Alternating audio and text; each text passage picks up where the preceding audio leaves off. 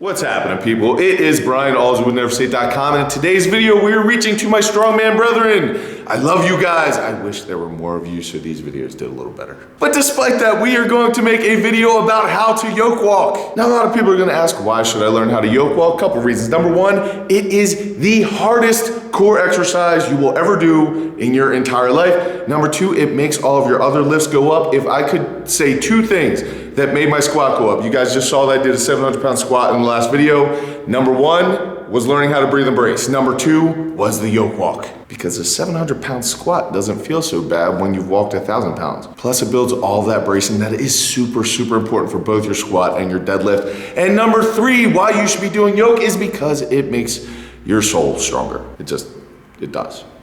Now, I know a lot of you do not have access to a yoke, so I am going to give you a solution to that problem. And if you do have access to a yoke, let me give you this piece of advice. Do not go out and try to crush it on yoke. Nothing destroys your CNS more than the yoke walk. High rep deadlifts, yoke walk. I know saying CNS fatigue is kind of a catchphrase right now. People are like, oh, I did 20 push-ups, my CNS is down. No, it's not. Doing almost everything at the gym your CNS can handle. Your CNS cannot handle super heavy weight deadlifts at high reps, and it can't handle loading 1,000 pounds on your back and continually running it into the ground. That's gonna take something from you, like a lot from you. And that's why we have a phenomenon at my gym called the yoke flu. That's what we like to call it. Now, I know a lot of you have had the prowler flu, where you push the prowler until you puke. They call it the prowler flu. The yoke flu is a little bit different. The yoke itself typically won't make you throw up at the time. However, for the next couple days, you will not sleep right, your body temperature will not be regulated right, you'll feel like you have the flu. You don't get particularly sore in one area, you get sore, like I said, it works your soul, so your happiness gets sore.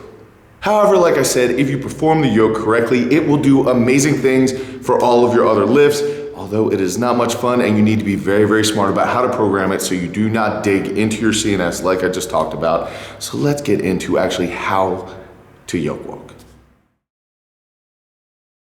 All right, so starting off at the very beginning, we're gonna talk about yoke height and where to place the bar on your back. Now, this is gonna be very different for a lot of different people because everyone is built a little bit differently. So I'm going to be using this awesome, beautiful, pocket-sized model to show you the difference between a smaller person doing a yoke and myself doing a yoke. So where you put the bar on your back is gonna be different for every single lifter. Me personally, I like more of a lower bar position. Some people like a high bar position.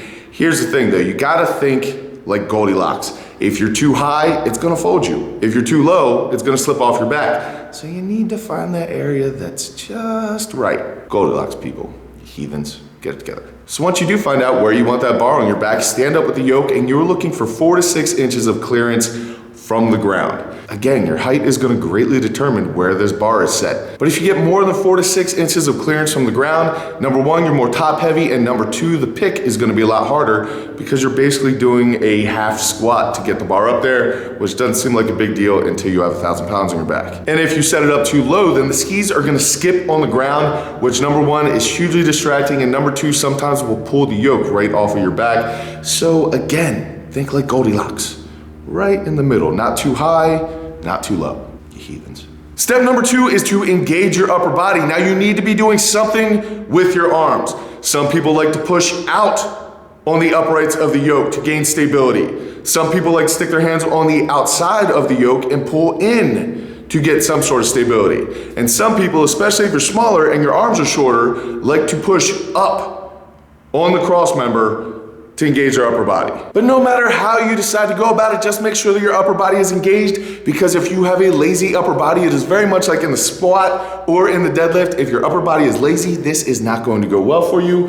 You can trust me on that one. Step number three is to line up the middle of your foot with the uprights of the yoke. If you're too far forward, you're gonna do a good morning, and that is not going to go well for you. It might work with lower weights, but once it gets a little bit heavy, it's not gonna work. And if your feet are too far forward, when you go to apply force, your hips are just gonna pop out. It's not gonna work out well for you either. So again, people, Goldilocks. Step number 4 is your breathing and bracing. Now, if you do not know how to breathe and brace, here's a link to a video where I discuss all of that and talks about being like a soda can. It is going to be very, very useful, not only in the yoke walk, but in every single lift that you perform. Hopefully some of you guys already have seen that and you guys know what I'm talking about when I say breathing and bracing, but on the yoke walk, it is super important to keep your core as much of a cylinder as possible. So you want to get as much air into your belly as possible. If you get air into your chest, it will actually make you a little bit more top heavy. And we might only be talking about an inch, but if you take in a breath, that difference is going to be massive. Maybe not at 100 pounds, maybe not at 200 pounds, maybe not at 500 pounds, but at 800, 900, 1,000 pounds,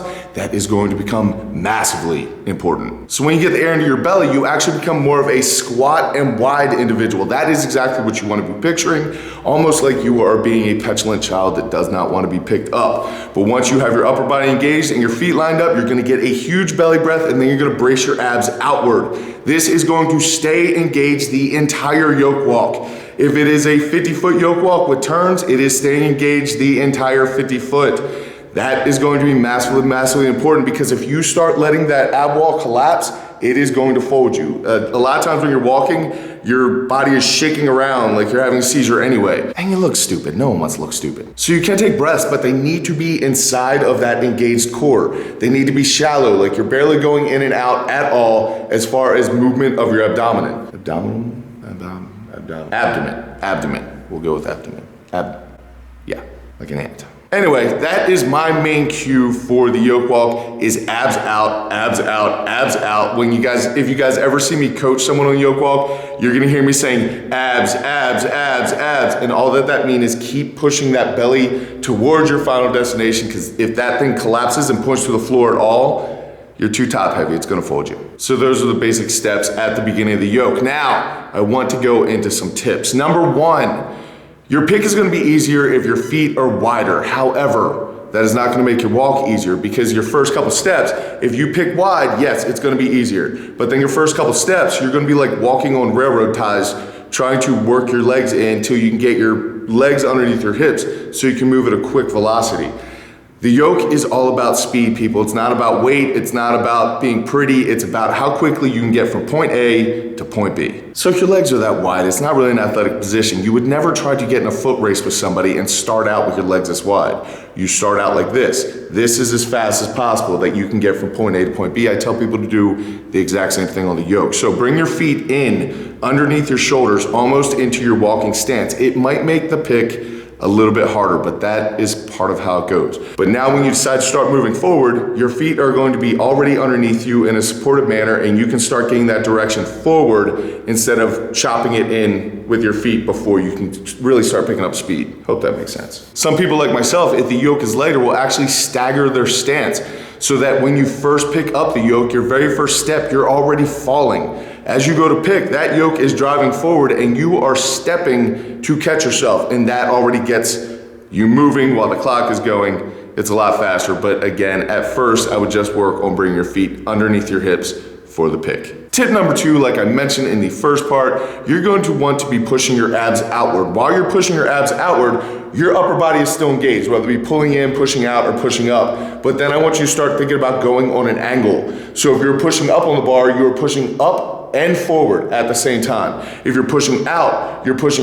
and forward. You're trying to drive everything forward. So your chest is driving forward, your abs are driving forward, your arms are pushing the yoke. I know it does not seem like a big deal, but it's very similar to pushing the ground away on a deadlift as opposed to just picking it up. The cues matter. How things are framed in your mind matters for the physiological response. So drive forward with your arms on the yoke. Tip number 3, you're going to want to roll your feet to keep your upper body as quiet as possible. If you're bouncing around while you're walking, that yoke is going to shake itself right off your back, or it's just going to keep compressing your spine, which is not cool at all either. You do not want to be hearing clop, clop, clop, clop, clop when someone's doing the yoke. That is all energy that is not being put forward. It is being put down into the ground, and there's a lot of wasted energy there that could be making your time get shorter. Roll your feet. Think about the old Roadrunner cartoons where his upper body was completely still, but his legs were moving like crazy and it was just a blur. That's exactly what you want to look like with a yoke. Did I just assume the sex of the Roadrunner? I always thought he was a dude. Probably wrong.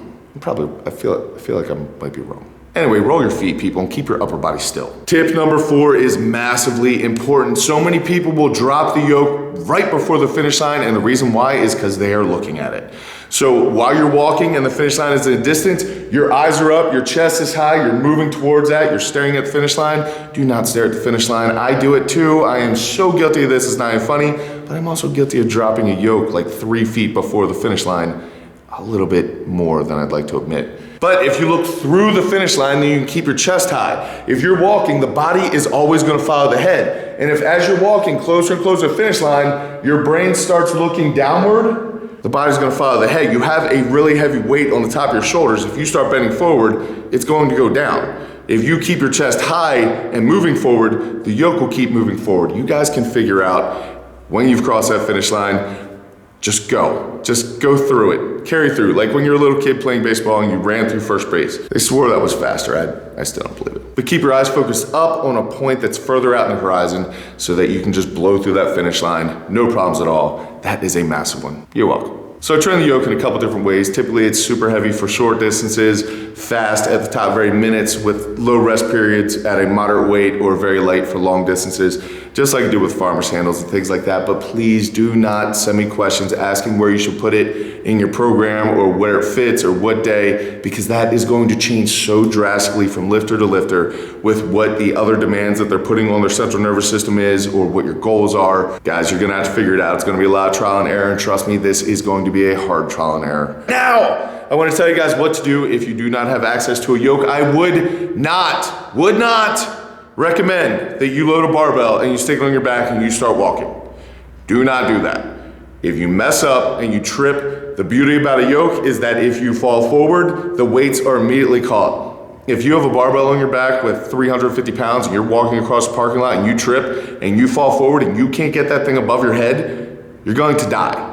Not like, oh, I might get hurt. You're going to die. Don't do it. It is not worth it. However, you do have an option. Now, a lot of people do this a lot of different ways, and I do not have the right equipment here at my gym to set this up, but you can make a chain yoke. Now, all that a chain yoke is a cross member. For this example, I'm gonna use a barbell. You can use a pipe. You can use anything that you bought at the hardware store, and a length of chain long enough that you can load plates onto it where they will not hit the ground. And all that you do is attach the weights to the chain, attach chains to the barbell, pick it up, lift it off the ground, and walk. Now, in this, if you trip, the weights will at least catch. You may fall with a barbell in the back of your head, which could kill you. I'm not gonna kid you, that could definitely happen, but most likely that'll just kind of hurt you. Or better yet, don't trip, or save up your little pennies and buy yourself a yoke. Then you also have a power rack, a sled, a bench, squat stands. It is the most versatile piece of equipment that you could possibly buy. If I was going to have a home gym, a yoke would be the very first thing that I purchased. Anyway, back to the do-it-yourself chain yoke. This is going to be even harder than a regular yoke because those chains are gonna sway, and every single step that you take, you're going to have to fight with your core to keep everything stable. It's a good option if you do not have access to a yoke, but I would encourage every single one of you, if you do have access or you have the ability to build a chain yoke, to do so. Yoke does amazing things for your squat, your deadlift, your core stability, your overhead press. It builds everything. And like I said, it works your soul. Anyway, guys, hopefully some of you found this helpful. If you are a strongman and yoke is part of something that you need to do, because it is a strongman staple, or if you're a powerlifter who wants to drive up your squat, your bench, your deadlift, the yoke will help that as well. I hope all of you could find something helpful from this video. I thank you guys so much for watching. If you do have questions or comments, go ahead and leave them down below. But until I see you next time, go out and do something amazing in your lives. Keep working hard. Be nice to each other, and I will see you then.